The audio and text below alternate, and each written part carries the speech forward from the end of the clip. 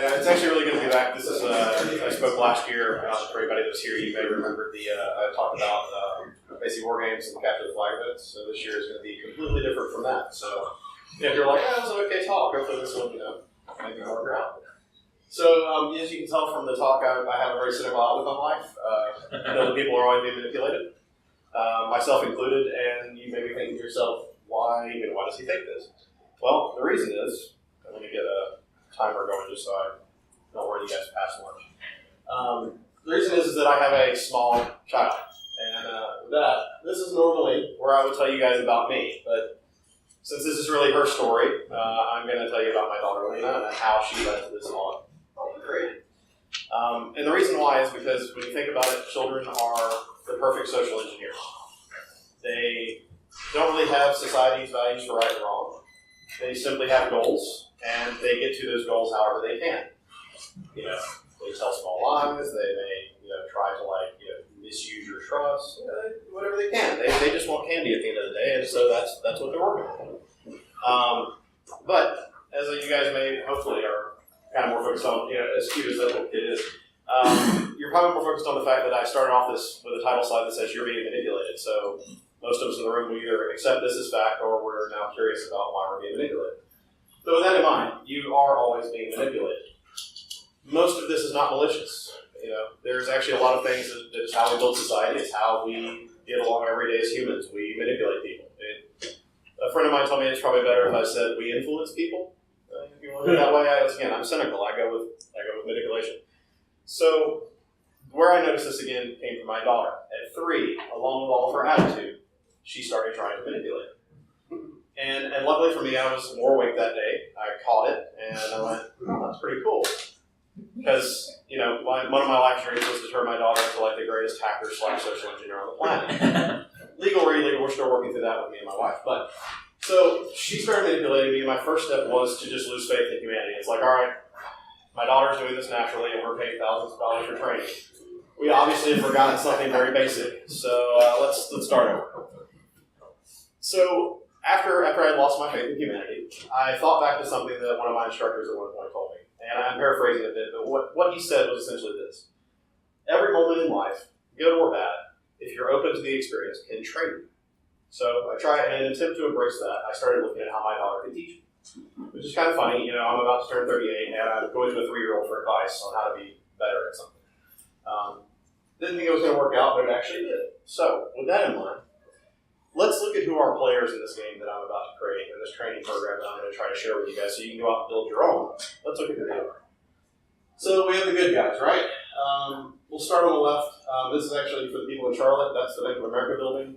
I just wanted a big corporate building, and that building is awesome. Very beautiful. So we start with advertising. Obviously, advertising, we'll call them the good guys for right now. Some of you may disagree, so we'll come back to that.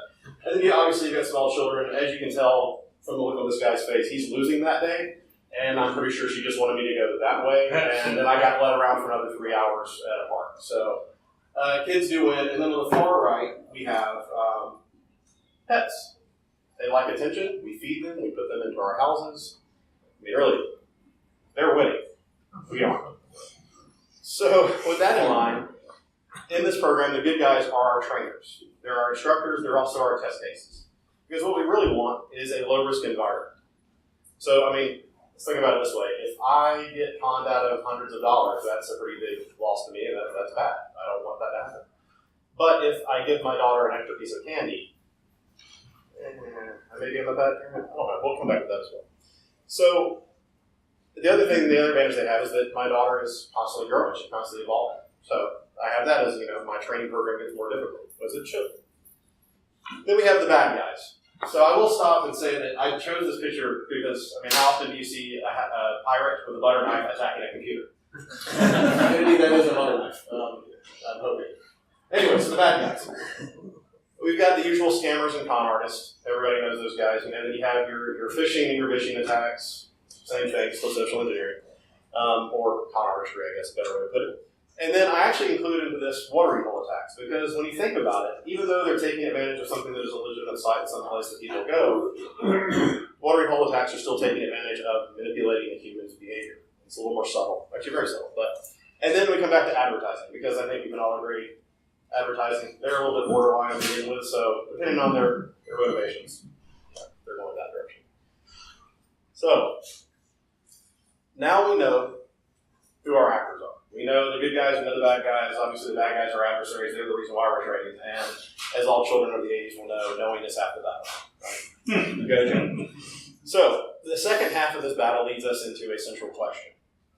And it's this: how can I create a low-risk environment that mimics real-world attacks so that when I actually come across real-world attacks, I have enough situational awareness to be aware and then not be a victim? And the answer lies with, like most things in social engineering, it all starts with trust. So let's analyze this real quick. You guys are sitting here in a room listening to a guy with pink highlights talk about social engineering. You guys have at least a little bit of trust in me already. We can all agree, hopefully. If not, that's cool. We'll talk about it afterwards. So if you think back to the situation with my daughter, I've known her since the moment she was born, so I trust her a lot. I mean, I know her about as well as I know anybody. So this gives her an advantage. So let's see how she'll use it. I get asked this question on a daily basis. And I mean, you guys, seriously, you already want to give her a cookie, don't you? And so it starts with this question. You know, it could be picking her up from school, it could just be sitting in the house. Papa, are you happy with me? And unless she's done something really bad, the answer is, of course I'm happy with you. So the question is actually the ask. It's the first step to building trust, you know? She's reinforcing this positive nature. She already understands this, which I think is amazing. And of course, I respond favorably, like I said. Of course I'm happy with you. Because you got to build up her self-esteem, got to make sure she feels good, you know? And then comes the tail, which is this. Then I will have chocolate for dinner. I didn't say she was subtle. I just said that she had to get after a little. So this usually happens, and then I have to negotiate or something. But so let's look at. It's a very simple attack. We're starting very basic, but we're starting with the foundation. Trust is our foundation. So defense one for any trust is just be cautious. Now, if I'm on autopilot, I'm sleep deprived, as most parents are. She'll say this, and my first reaction is to go, "Oh, okay, I'll do that. No way, so I have to be cautious. And this is great. This is just good advice in life. Now, this is saying not to not trust people. Let's just say that we need to be cautious. We need to stop. We need to look at the situation we're in, and then we need to evaluate that.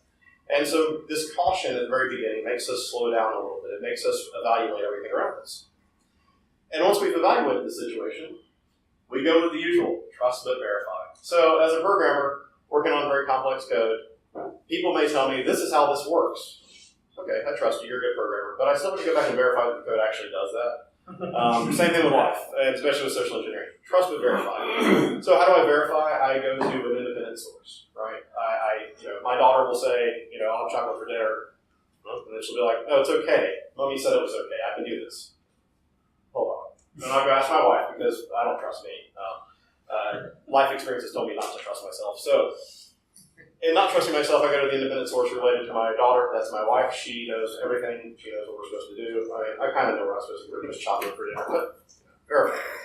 So this is how we build our defense. We trust but verify, and we are cautious. So let's look at how this works in the real world, right? This is Dan. He's here from IT, and he's here to help us. So you guys can already see what's happening with Dan. You look at this guy. You can trust him, right? He's wearing a red shirt, so he's ready to go. So when we think about Dan, you're sitting at your desk, and I don't know about you guys, I haven't answered my phone in 3 years. So if you do still answer your phone, you get a phone call. Person on the other says, "Hi, I'm Dan. I work with IT. I just want to make sure that your computer's up to date." Well, I now work at a fairly large company. I think Cisco has 70,000 people globally. I have no idea who's in IT. There could be a guy named Dan in IT. So, once again, it's IT. IT has a bit of trust or authority. We're kind of looking at the fact that real-world attacks are already a little more complicated. They already have multiple angles of things. So, either you don't want to be the person that screws up the company, or you're kind of like, okay, I trust IT. I used to have to do that job. Those poor bastards. So, Dan makes his conversation with us, and then you're like, well, you know what, Dan? I know my computer's already up to date, because, once again, I used to do that job, and so I'm very paranoid, and I click on things a lot to update them. And Dan says, that's awesome. Well, so Dan now is reinforcing that positiveness. He's building that trust, building that rapport.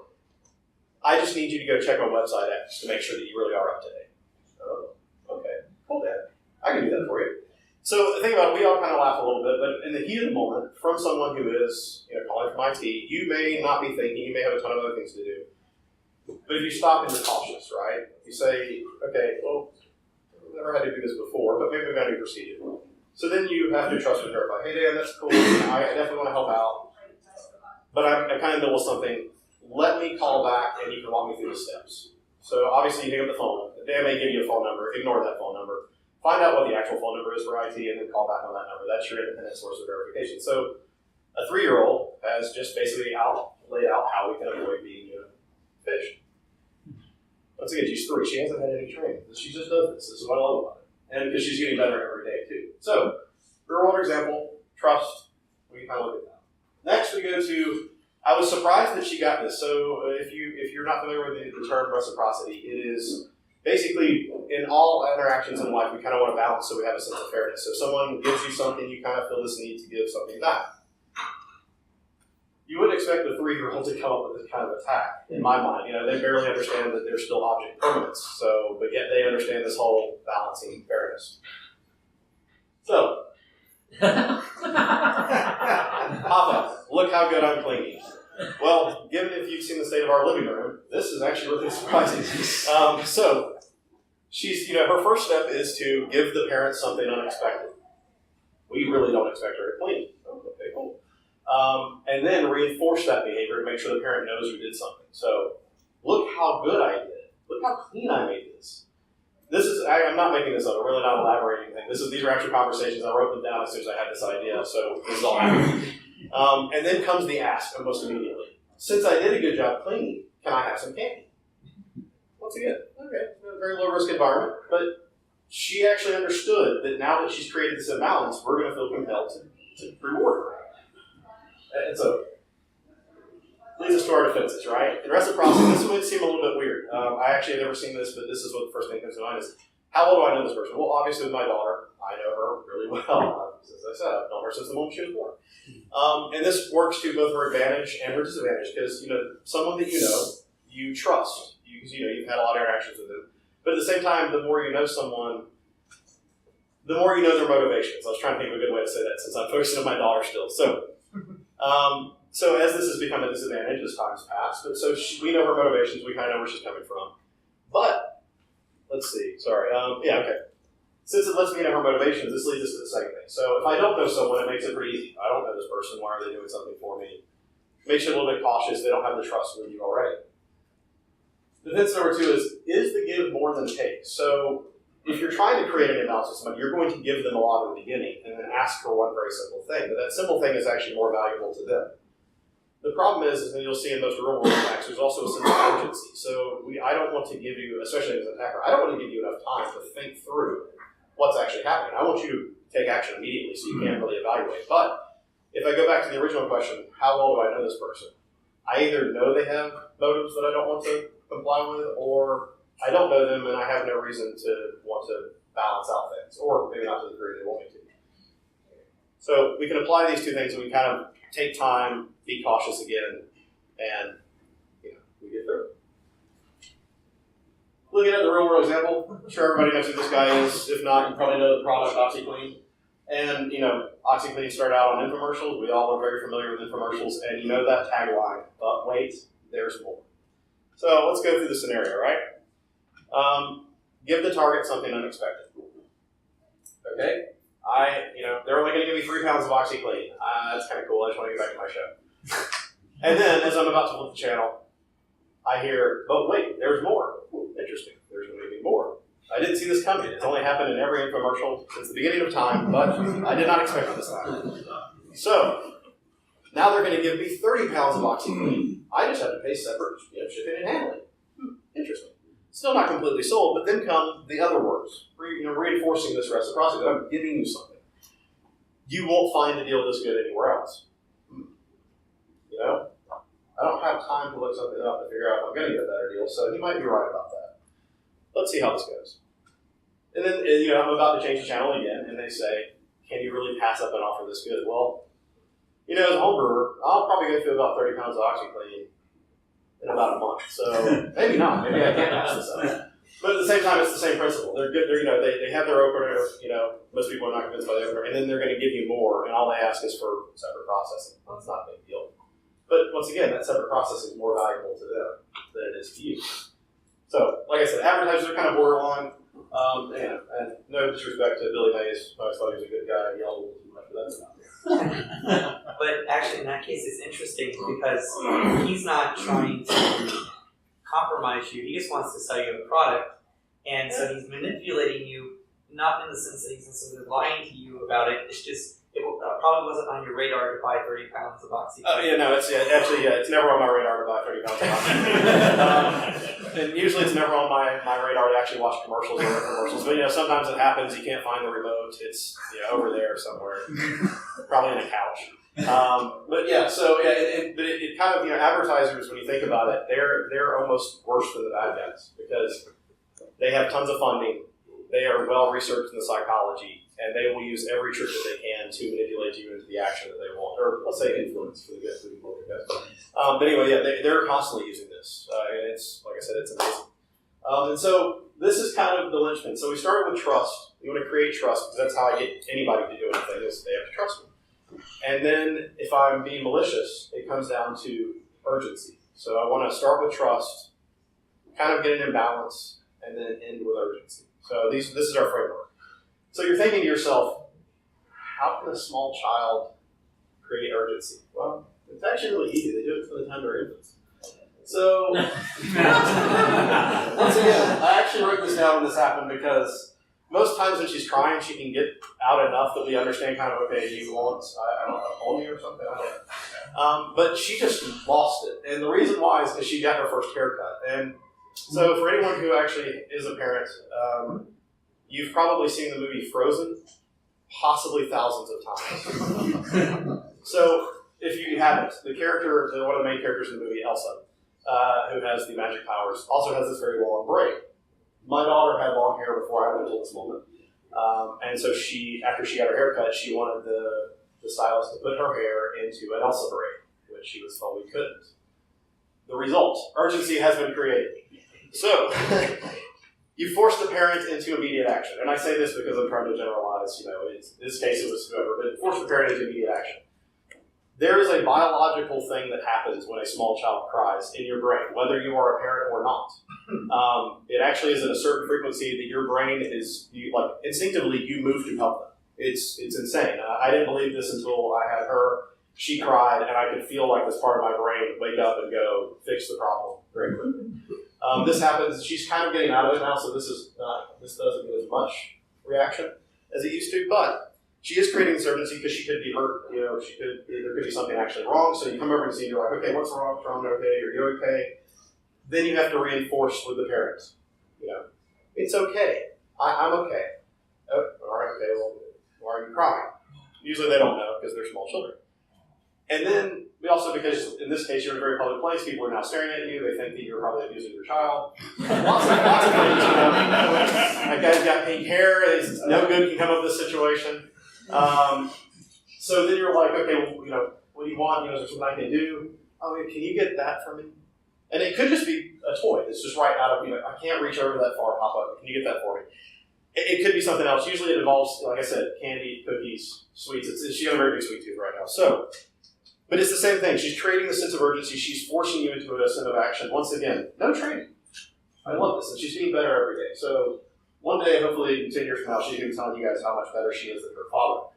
And that's cool. So obviously, how do we beat the urgency? Well, we follow the process. Wait, you guys don't have processes? Okay, cool. So develop a process. Whatever it is. Find a situation, think to yourself, do I have a process if something goes wrong? If you don't, develop a process.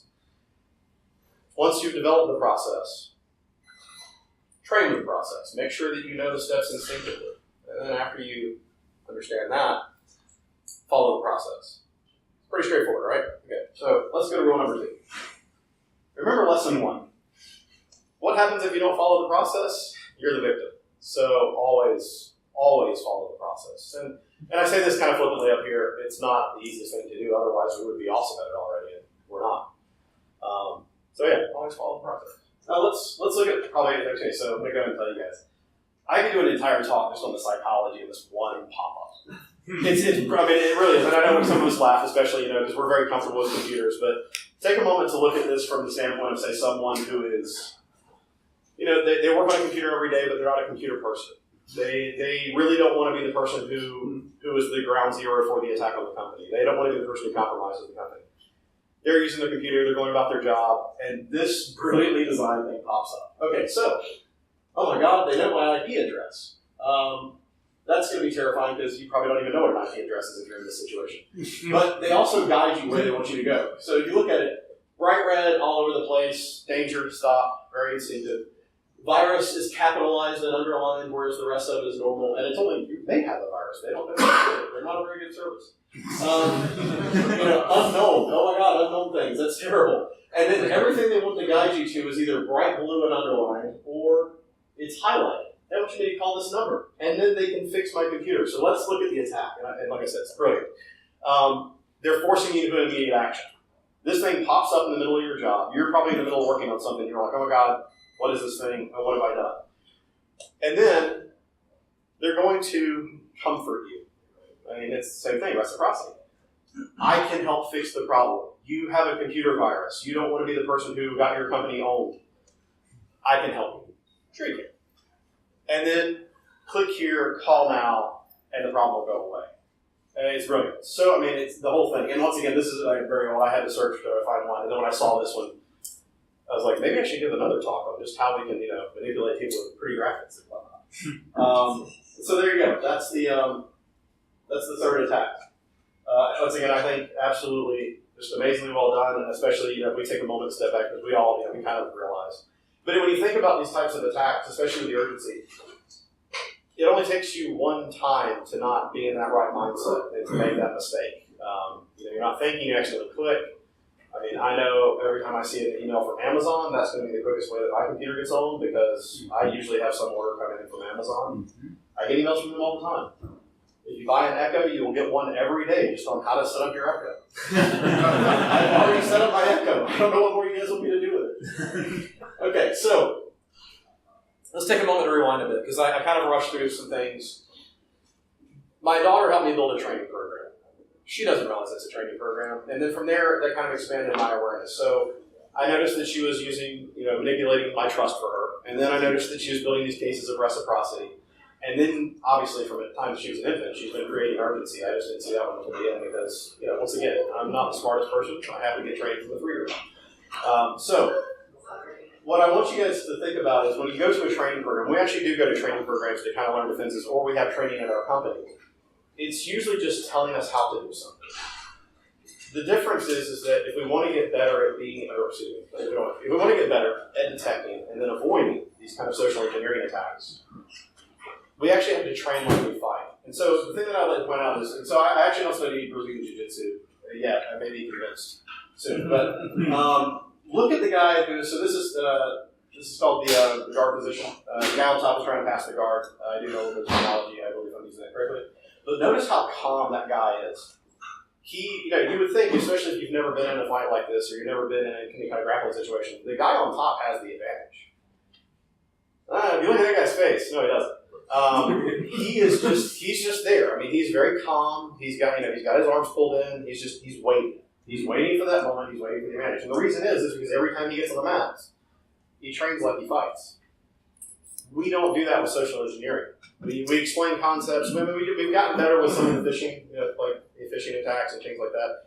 We've gotten people to kind of start to understand. We can see the trend starting to shift. But for the more subtle, the more interactive, I mean, if you look at I think it was a talk given by Jason Street last year, he said, I don't have to worry about microexpressions or any of these other things or NLP or any of the stuff that you would think of as, these are the things that we really got to focus on, because he just is on his phone. And then he just follows someone in, and then he's inside your company. We're not to the level where we need to actually start focusing on the hard stuff. We haven't really built our foundation up yet. So that's kind of what I'm trying to do with my daughter. And the thing is I can tell that I don't know about malicious attack. I probably still fall for those, but from a sense of just becoming more aware of things happening around me, which led me to the title of "We're Always Being Manipulated." Think about it. You're watching TV, advertisements are coming on. Advertisements are actually inside of the programs we watch now, I know more about cars because I watch television than I do from talking to any dealer that I've ever been to. They all have hands-free out there. So, second part of this is since you built a training program, and before you guys think that I'm a terrible parent and I just tell my daughter, no, you can't have any candy, haha. I detected your attack. She gets cookies, don't worry, it's fine. But you definitely want to reward your training partners. Let's think about our good guys in this case. Well, we got small children. They like candy, it's awesome. Very cheap too. And then we've got pets. Well, pet them, keep feeding them. They'll continue to do what they instinctively do because they're pets, they're animals, that's what they do. Advertisers, we don't need to encourage those guys anymore. They're getting paid, and they're working all the time, and they get tons of resources. Let's not give them as much money.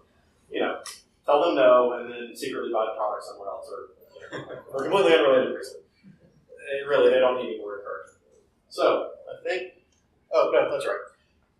Finally, and once again, I love this because, he's got a laptop, 3 monitors. This guy, watch out for him. He's going to take your number. Hoodie. And he wears a mask. And he has a fully tactical hoodie. It's not just a normal hoodie. It's got the full mask and everything. I love it. That's not how you guys have. Because that's what I look like. More power. I tend to want to look at this picture. I already started to break out into a sweat, so I can't get away with that. I think warm thoughts, and I'm already too hot. So, but we got to remember what we're training for. So we built this cool training program. You guys go out and design your own. Start with the basics. Start with trust. Look at the ways that people are using trust around you. And then see how this kind of evolves. And then you'll start picking up areas where it's being used again. But the most important part is remember why you're training. The guys who are out here doing this, even the criminals, but more especially the advertisers. So I got to pick on those guys. They are well funded, they are highly motivated, and they are constantly improving. So the pressure against us is constant. It's never going to give up. The good news is that means there are lots of opportunities for low-risk training, which is where you want to start. Once again, I give my daughter an extra piece of candy. My cat convinces me that I need to give it some extra treats. I haven't really lost that much. And as long as I learn from it, I'm still improving. And you get to talk. Yeah, and I can talk, and that's the best. And this is so I will say that, not to give away the secret, but you guys did just let me stand up here for, 27 minutes talking about my daughter. I think I've manipulated everybody in the room fairly well, so you guys need to get out and start training. Don't listen to people who talks, except for today. Today's a good exception.